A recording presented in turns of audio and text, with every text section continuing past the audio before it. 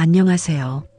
오늘은 제가 평생을 믿었던 남편과 가족같이 의지했던 친구의 이야기를 하려고 합니다.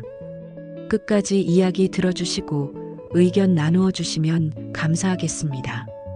이야기 시작 전 구독과 좋아요 눌러주시면 사연 제작에 큰 힘이 됩니다.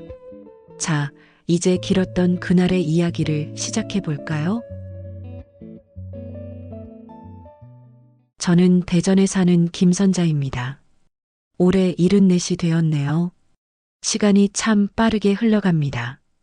50년을 함께했던 남편이 세상을 떠난 지 1년이 다 되어 가네요. 지금도 가끔 새벽에 잠에서 깨어나 남편이 옆에 없는 침대를 바라봅니다. 예전 같으면 부스럭거리며 화장실 가는 소리, 물을 마시는 소리가 들렸을 텐데, 이제는 너무도 조용합니다. 우리 부부는 젊은 시절 대전 서구에서 작은 구멍가게를 운영했어요. 새벽같이 일어나서 문을 열고 늦은 밤이 되어서야 가게 셔터를 내리는 살. 매일같이 반복되는 일상이었지만 그 안에 소소한 행복이 있었어요. 여보, 오늘도 수고했어. 하루를 마무리하며 남편이 건네던 한마디가 제겐 참 따뜻했습니다. 남편은 말수가 많지는 않았지만 늘 저를 먼저 챙겨줬어요. 비가 오는 날이면 가게에 앉아있던 저를 위해 조용히 우산을 들고 오고 가끔씩 시장에 가서 제 좋아하는 호떡을 사오기도 했죠. 그런 남편과 50년을 함께 살았으니 제 인생의 절반 이상을 그는 차지하고 있었어요. 우리에게는 두 아이가 있습니다. 큰아들은 광주에서 자동차 부품 사업을 하고 있고 작은 딸은 캐나다로 이민을 갔어요.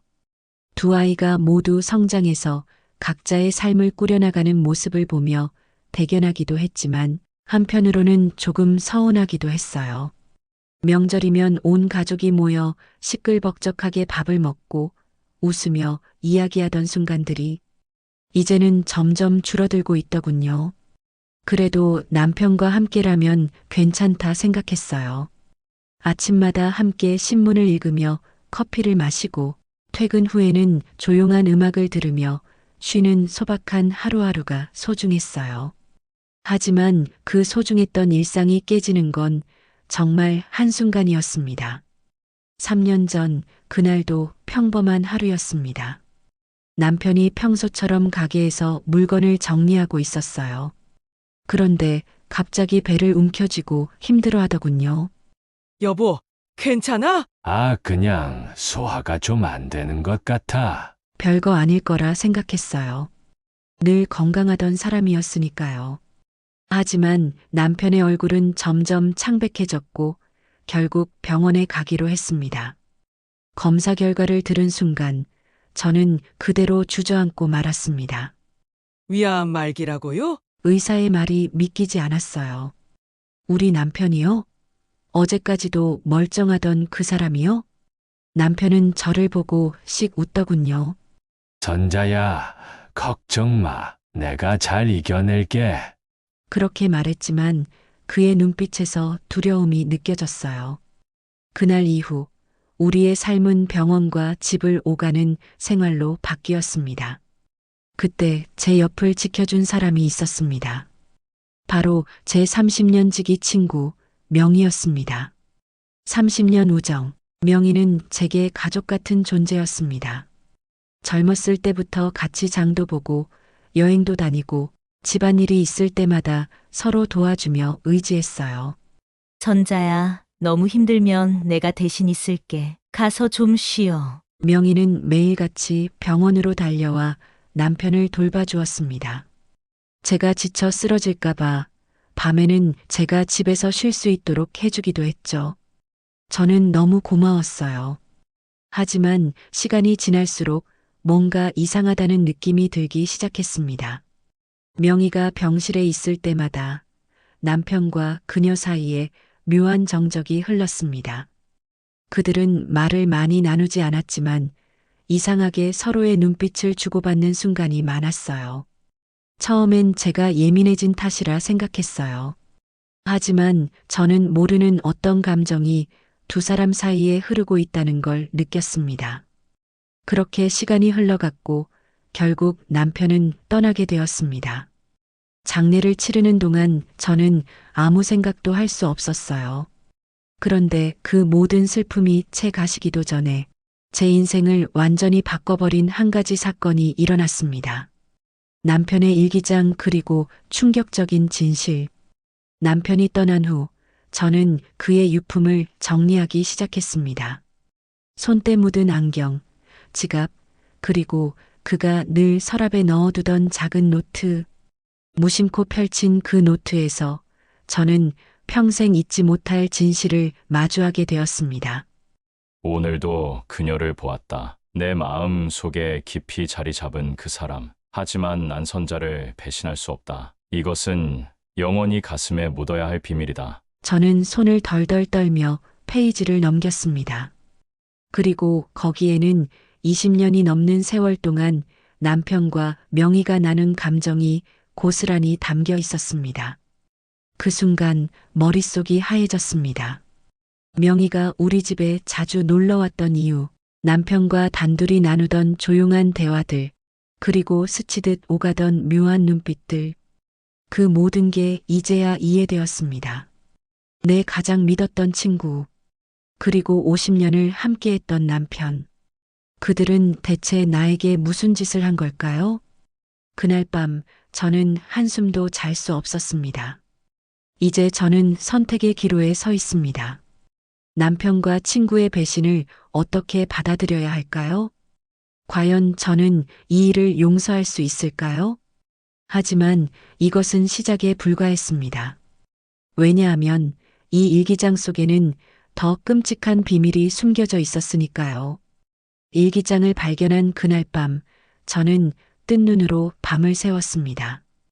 20년 동안 숨겨온 감정, 남편과 가장 친한 친구 명희, 그들의 감정이 그저 스쳐 지나간 것이었을까요? 아니면 저는 상상도 못할 일들이 있었던 걸까요? 밤새 남편과 명희가 함께했던 순간들을 떠올렸습니다.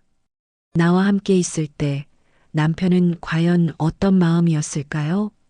그의 손길, 그의 따뜻한 말들, 그것들이 전부 거짓이었을까요?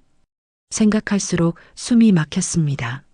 확인해야 해. 직접 확인해야 해. 저는 명희에게 전화를 걸었습니다. 평생을 함께해온 친구였기에 평소처럼 밝게 전화를 받았습니다. 전자야, 무슨 일이야? 저는 떨리는 목소리로 말했습니다. 우리 잠깐 만날 수 있을까? 카페에서 만나기로 했습니다. 남편의 장례식 이후 처음으로 마주하는 자리였습니다. 명희와의 대면 그리고 첫 번째 고백. 카페 문을 열고 들어가니 명희가 창가 자리에서 저를 기다리고 있었습니다. 여전히 단정한 차림 그리고 평소와 다름없는 환한 미소. 그 미소가 오늘따라 너무 가증스럽게 느껴졌습니다. 저는 아무 말 없이 가방에서 일기장을 꺼내 테이블 위에 올려놓았습니다. 이거 남편이 남긴 일기야. 순간 명희의 얼굴이 창백해졌습니다. 이걸 어떻게? 읽었어. 다 읽었어. 내가 무슨 말을 해야 할지 모르겠다는 듯 명희는 입술을 깨물었습니다. 그리고 잠시 후 조용히 입을 열었습니다. 전자야, 미안해. 미안하다고? 그녀는 그렇게 말하면서도 나를 똑바로 쳐다보지 못했습니다. 그때 처음 느낀 감정을 억누르려 정말 많이 노력했어. 하지만 처음이라니? 대체 언제부터였던 거야? 언제부터였어? 대답해봐. 명희야. 제 목소리가 떨렸습니다. 25년 전부터. 25년. 나는 그 순간 머리를 한 대 맞은 것 같았습니다. 우리 가게에 자주 들르던 그때부터였어. 처음엔 나도 그냥 친구라고 생각했어. 그런데 어느 순간 감정이 달라지더라. 그래서 너희 둘 몰래 만난 거야? 명희는 서둘러 고개를 저었습니다. 아니야, 선자야. 우리 단 한 번도 너 몰래 만난 적 없어. 그냥 서로의 마음만 알고 있었을 뿐이야. 하지만 그것만으로도 충분히 큰 배신이었습니다. 나는 정말로 믿었던 친구에게 25년 동안 속아왔던 것일까요? 이제야 모든 것이 이해되었습니다. 명희가 우리 집에 자주 찾아왔던 이유, 남편과 단둘이 있으면 흐르던 이상한 정적, 남편이 명희 앞에서만 유독 조용했던 이유, 그 모든 게 이제야 퍼즐처럼 맞춰졌습니다. 나는 명희를 똑바로 바라보았습니다. 넌 내가 남편을 얼마나 사랑했는지 알고 있었잖아. 그녀는 눈물을 흘렸습니다. 그래, 알고 있었어. 그래서 더 힘들었어. 나는 손을 꽉 쥐었습니다. 힘들었다고?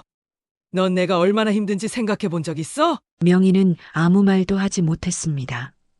그렇게 침묵 속에서 몇 분이 흘렀습니다. 나는 더 이상 이 자리에 있을 수 없었습니다. 우리 다시는 만나지 말자. 그 한마디를 남기고 자리에서 일어섰습니다. 명희는 끝내 나를 붙잡지 않았습니다. 또 다른 비밀, 그리고 분노. 집에 돌아온 나는 가방에서 다시 남편의 일기장을 꺼냈습니다.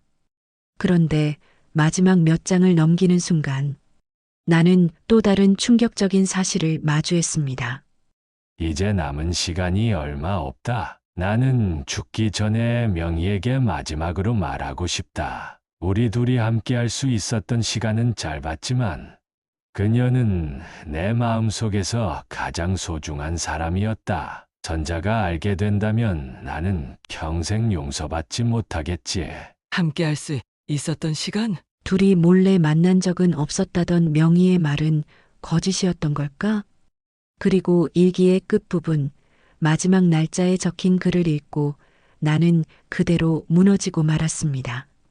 오늘 명희를 만났다. 그녀와 함께한 시간이 내 인생에서 가장 행복했다. 그녀를 처음 사랑했을 때부터 지금까지 단 한순간도 그 마음이 변한 적 없었다. 나는 일기장을 손에 쥔 채 소리 없이 울었습니다.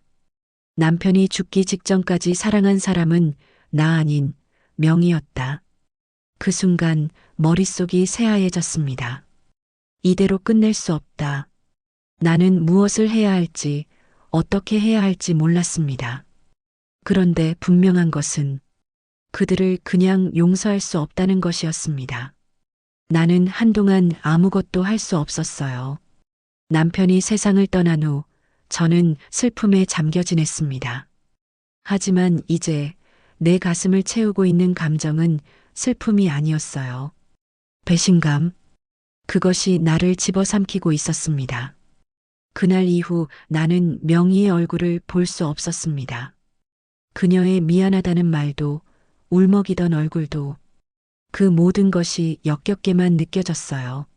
하지만 그날 밤 나는 또 다른 충격적인 사실과 마주하게 되었습니다. 남편의 마지막 흔적, 그리고 두 번째 충격적인 진실. 남편의 유품을 정리하다가 나는 오래된 서랍을 뒤지게 되었습니다. 그리고 그 안에서 한 통의 봉투를 발견했습니다. 봉투에는 이렇게 적혀 있었습니다. 명희에게 저는 심장이 덜컥 내려앉았습니다.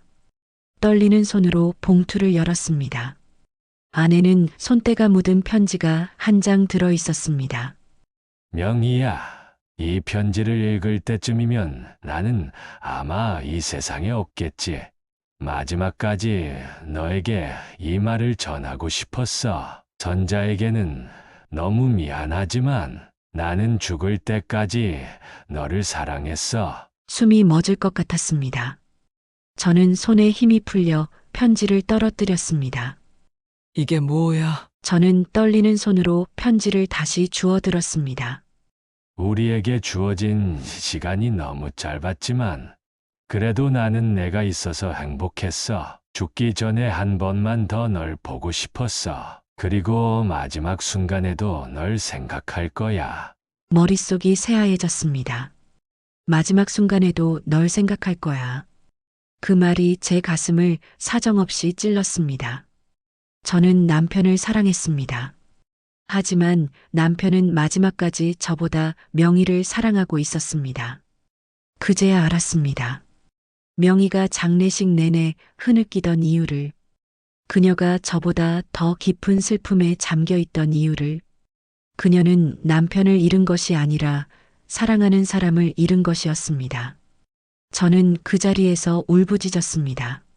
어떻게 이럴 수가 있어? 50년을 함께한 남편이, 평생을 친구라고 믿었던 여자가 저를 이렇게까지 배신할 수 있는 건가요? 이대로 끝낼 수는 없었습니다. 복수의 시작, 그리고 덫을 놓다. 저는 차분하게 생각하기 시작했습니다. 이 감정을 그대로 가슴에 묻고 살아갈 것인가? 아니요, 저는 그렇게 할 수 없었습니다. 저는 명희를 불러냈습니다. 명희야, 우리 다시 한번 이야기할 수 있을까? 그녀는 잠시 망설였지만 결국 만남을 수락했습니다.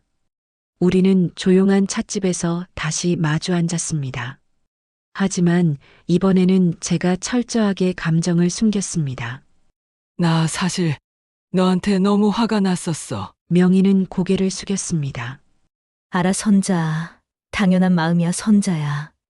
나 정말 미안해. 그런데 이제 다 내려놓기로 했어. 제가 그렇게 말하자 명희의 눈빛이 흔들렸습니다. 저는 가만히 그녀의 손을 잡았습니다. 우리 다시 예전처럼 돌아가자. 명희는 놀란 표정으로 저를 바라보았습니다. 저는 웃으며 말했습니다.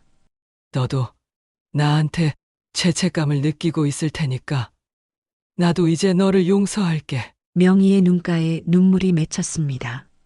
선자야, 정말 그래도 돼? 저는 부드럽게 고개를 끄덕였습니다. 그리고 그날 이후 저는 조금씩 명희에게 가까워졌습니다. 하지만 저는 이미 복수를 결심하고 있었습니다. 남편의 편지를 읽은 후 저는 한동안 아무 말도 할 수 없었습니다.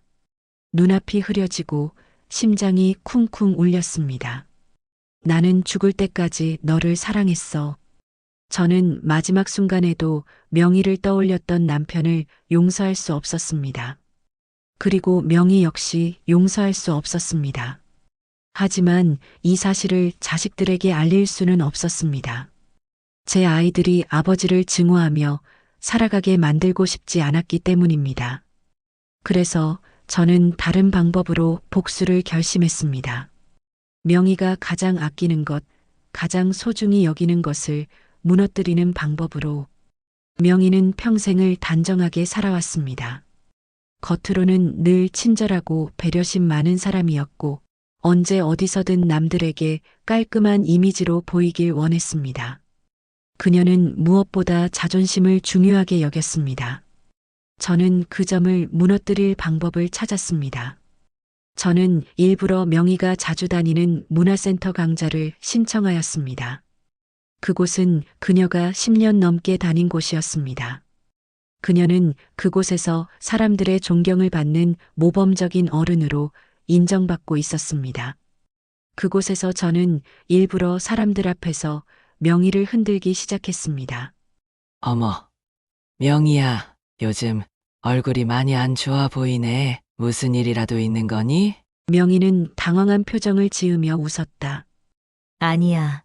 그냥 좀 피곤해서 그래. 저는 계속해서 은근한 말들로 그녀를 몰아갔습니다.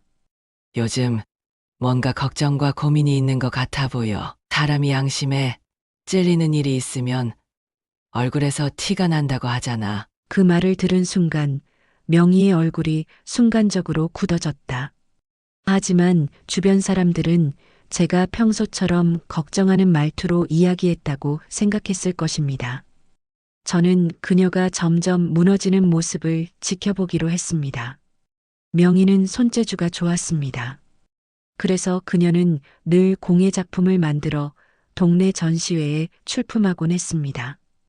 그녀의 작품은 동네에서 꽤 유명했고 사람들은 그녀를 칭찬했습니다. 저는 그걸 이용하기로 했습니다. 어느 날 명희가 만든 도자기 작품을 사람들이 감상하는 자리에서 저는 일부러 그 도자기 앞에서 이런 말을 던졌습니다. 참 예쁘긴 한데 뭔가 약간 부족한 것 같기도 하네요. 제 말이 끝나자 몇몇 사람들이 조용히 제 쪽을 바라보았습니다. 뭐가 부족하다는 말씀이세요? 저는 일부러 웃으며 말했다. 뭐랄까 뭔가 진심이 담긴 느낌은 아니랄까? 그냥 예쁘게 보이려고 한 느낌? 명희 씨, 혹시 요즘 뭔가 감추는 거 있어요? 명희는 그 말을 듣는 순간 손에 들고 있던 찻잔을 떨어뜨렸다. 쨍그랑. 사람들이 놀라서 그녀를 쳐다보았다. 그녀의 얼굴은 순간 하얗게 질렸다. 아, 미안해요. 제가 손이 미끄러져서. 저는 아무렇지도 않게 웃으며 말했다. 괜찮아.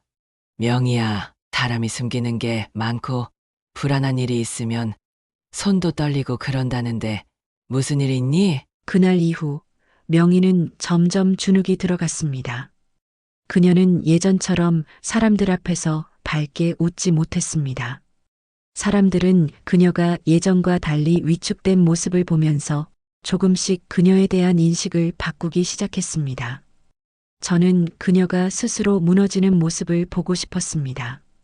명희는 남편과 함께 자주 가던 공원이 있었습니다. 그곳은 그녀에게도 특별한 장소였습니다. 저는 그곳에서 마지막 복수를 계획했습니다. 저는 일부러 명희를 그 공원에서 만나자고 했습니다. 우리 여기서 잠깐 만나서 이야기할 수 있을까? 명희는 망설였지만 결국 나왔다. 저는 그녀를 공원의 한 벤치로 데려갔습니다. 그 벤치는 남편과 그녀가 함께 앉았던 자리였습니다. 저는 조용히 입을 열었습니다. 여기 내가 참 좋아했던 곳이지? 명희는 고개를 끄덕였습니다. 저는 가방에서 뭔가를 꺼내 테이블 위에 올려놓았습니다. 그것은 남편과 명희가 함께 찍은 사진이었습니다. 남편이 생전에 찍어둔 사진이었습니다. 명희는 그 사진을 보는 순간 얼굴이 새하얘졌다. 이건 언제? 저는 조용히 웃었으며 말했습니다. 남편이 남긴 거야. 내가 그렇게도 사랑했던 사람. 명희는 손을 떨며 사진을 내려다보았습니다. 이제 내가 아끼던 이 장소도 너한테는 더 이상 행복한 추억이 깃든 곳이 아닐 거야. 명희의 눈에서 눈물이 흘러내렸다. 선자야, 정말 미안해. 그러니 이제 제발 그만해. 저는 천천히 자리에서 일어났다. 나는 너를 용서할 생각이 없어. 내가 느낀 이 고통을 너도 느꼈으면 좋겠어. 그러니 너도 앞으로 평생 이곳을 찾을 때마다 죄책감에 시달려야 할 거야. 저는 차갑게 그녀를 내려다보았다. 이제 이 장소도 너에게 아름답기만 한 행복한 장소가 아니게 되었을 거야. 너의 모든 행복한 기억을 깨뜨리는 것. 그게 내가 선택한 복수야. 그 말을 남기고 저는 공원을 떠났습니다. 복수 후, 그리고 깨달음. 그 후로 저는 명희와 다시 만나지 않았습니다. 그녀는 몇 번이고 저에게 연락을 했지만 저는 받지 않았습니다. 그녀는 다시 공예 작품을 만들지도 않았고 더 이상 문화센터에서도 모습을 보이지 않았습니다. 저는 이제야 완전히 그녀를 제 삶에서 지워버릴 수 있었습니다. 그리고 깨달았습니다. 용서는 저를 위한 것이 아니라 때로는 가장 강력한 복수는 상대에게 죄책감을 남기는 것이라는 것을. 저는 이제야 남편과 명희의 그림자에서 벗어났습니다. 이제부터는 오직 저를 위한 삶을 살아갈 것입니다. 명희에게서 연락이 끊긴 지 몇 달이 지났습니다. 저는 그녀가 어떻게 지내고 있는지 알지 못했습니다. 그리고 솔직히 말하면 알고 싶지도 않았습니다. 그녀는 이제 자신이 지은 죄책감 속에서 살아가야 할 것입니다. 저는 더 이상 뒤를 돌아보지 않았습니다. 복수를 끝냈지만 제 마음이 후련하지만은 않았습니다. 저는 제 방식대로 명희에게 상처를 주었습니다. 그녀의 자존심을 꺾고 그녀가 가장 아끼던 공간을 무너뜨렸습니다. 그녀는 다시는 그 공원을 찾지 못할 것이고 더 이상 동네에서 예전처럼 환하게 웃지도 못할 것입니다. 저는 제가 원하는 걸 이뤘습니다. 하지만 문득 거울을 들여다보았습니다. 그 속에 비친 얼굴이 낯설게 느껴졌습니다. 저는 누구였을까요?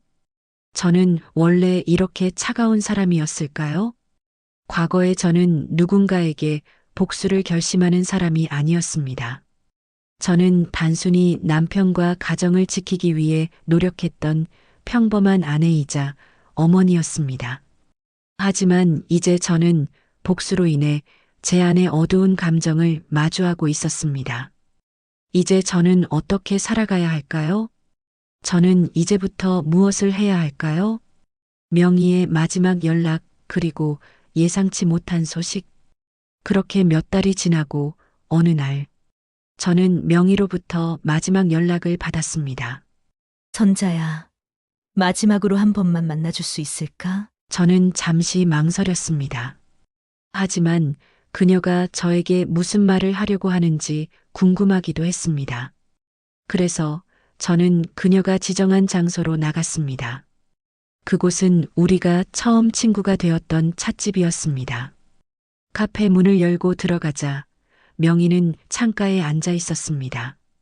오랜만에 본 그녀의 모습은 그야말로 초췌했습니다. 살이 많이 빠졌고 머리카락도 희끗희끗 늘었습니다. 그녀의 눈 밑에는 깊은 그늘이 져 있었습니다. 저는 조용히 그녀 앞에 앉았습니다. 오랜만이야, 선자야. 그녀는 힘겹게 웃었습니다. 응, 정말 오랜만이네. 그녀는 한동안 아무 말도 하지 않았습니다. 마치 무슨 말을 해야 할지 몰라 고민하는 듯 보였습니다. 그리고 그녀가 조용히 입을 열었습니다. 선자야, 사실 나 그녀가 말을 잇기도 전에 그녀의 손이 떨리고 있다는 걸 알았습니다. 암이래. 그 순간 저는 아무 말도 할 수 없었습니다. 무슨 암? 유방암 3기래. 치료를 받으면 나을 수도 있다는데. 그녀는 힘겹게 미소 지었습니다. 솔직히 말하면 이제 다 내려놓고 싶어. 저는 순간 머릿속이 복잡해졌습니다. 이건 하늘이 그녀에게 내린 벌일까요? 저는 그녀에게 차가운 복수를 했지만 결국 그녀는 제가 하지 않은 방식으로도 벌을 받고 있었습니다. 저는 한동안 아무 말도 하지 않았습니다. 그저 그녀의 얼굴을 바라보았습니다. 그리고 깨달았습니다. 이제 저의 역할은 끝났습니다. 그날 이후 저는 더 이상 명희에게 연락하지 않았습니다. 그녀가 어떻게 살아가든 어떻게 마무리하든 이제 제 알 바가 아니었습니다. 저는 이제부터 저를 위한 삶을 살아야 했습니다. 저는 몇 달 동안 준비한 끝에 새로운 결정을 내렸습니다. 저는 이곳을 떠나기로 했습니다. 그동안 남편과 명희의 기억이 깃든 이 동네에서 벗어나 진짜 저를 찾을 수 있는 새로운 곳으로 떠나기로 했습니다. 저는 대전에서 멀지 않은 조용한 시골 마을로 이사했습니다. 아는 사람이 아무도 없는 곳, 새로운 삶을 시작할 수 있는 곳. 그곳에서 저는 조용히 살기로 했습니다. 새벽이면 산책을 나가고, 낮에는 텃밭을 가꾸고, 밤에는 혼자 차를 마시며 책을 읽는 일상. 그것이 제가 원하는 삶이었습니다.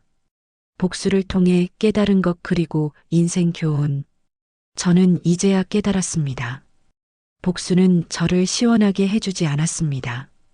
오히려 복수를 하면서 저는 제 안의 어두운 면을 마주해야 했습니다. 하지만 한 가지 확실한 것은 저는 더 이상 그들에게 휘둘리지 않는다는 것입니다.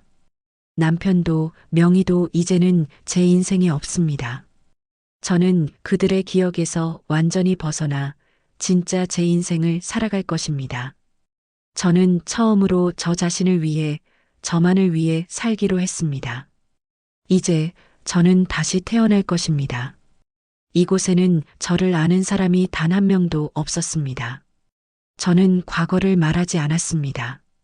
남편이 누구였는지, 저는 어떤 인생을 살았는지, 이곳 사람들은 알지 못했습니다. 처음엔 조금 낯설었습니다. 하지만 하루하루가 지나면서 저는 점점 저 자신을 찾아가기 시작했습니다. 아침이면 동네 어귀에 있는 작은 텃밭으로 나가 흙을 만지고, 낮에는 골목을 걸으며 새로운 풍경을 바라보고, 저녁이면 차를 마시며 오직 저를 위한 시간을 보냈습니다. 이제야 알 것 같았습니다. 진정한 자유가 무엇인지. 저는 남편의 아내도 아니고 명희의 친구도 아니고 누군가의 엄마로 불리지도 않았습니다. 저는 그저 저 자신이었습니다. 저는 우연히 명희의 소식을 들었습니다. 그녀는 끝내 치료를 받지 않았다고 했습니다. 그녀가 어떻게 마지막을 맞이했는지는 중요하지 않았습니다. 저는 단 한 번도 그녀를 찾아가지 않았고 그녀 역시 저를 부르지 않았습니다. 우리의 이야기는 그렇게 끝이 났습니다. 아무런 용서도 없이, 아무런 화해도 없이. 그리고 그것이 저에게는 가장 완벽한 마무리였습니다. 마지막 교훈 결국 인생은 혼자 가는 길입니다. 저는 가끔 생각합니다. 남편을 용서했어야 했을까요? 명의를 이해했어야 했을까요? 하지만 답은 변하지 않았습니다. 아니, 저는 그들을 용서하지 않았습니다. 저는 그들과 화해하지 않았습니다. 하지만 저는 이제 그들에게 휘둘리지 않는 삶을 살고 있습니다. 그것이면 충분했습니다. 우리는 종종 용서가 해답이라고 생각합니다. 하지만 때로는 용서하지 않는 것이 해답일 때도 있습니다. 과거에 집착하지 않는 것, 복수에만 얽매이지 않는 것, 그리고 가장 중요한 것은 저 자신을 잃지 않는 것입니다. 저는 이제야 진짜 제 삶을 살고 있습니다. 남편도 명의도 그리고 그들과 얽힌 모든 감정도 이제는 사라졌습니다. 저는 오롯이 저 자신을 위해 살아갑니다. 이제 저는 진짜 자유롭습니다. 여러분, 인생에서 어떤 선택을 해야 할지 고민될 때가 많죠. 때로는 용서가 필요할 때도 있고, 때로는 단절이 필요할 때도 있습니다. 중요한 건 여러분이 무엇을 원하는지 스스로에게 솔직해지는 것. 그리고 절대 누구에게도 휘둘리지 마세요. 여러분 인생은 여러분의 것입니다. 저는 이제야 그걸 깨닫고 제 삶을 살고 있습니다. 여러분도 진짜 자신의 삶을 찾기를 바랍니다. 감사합니다.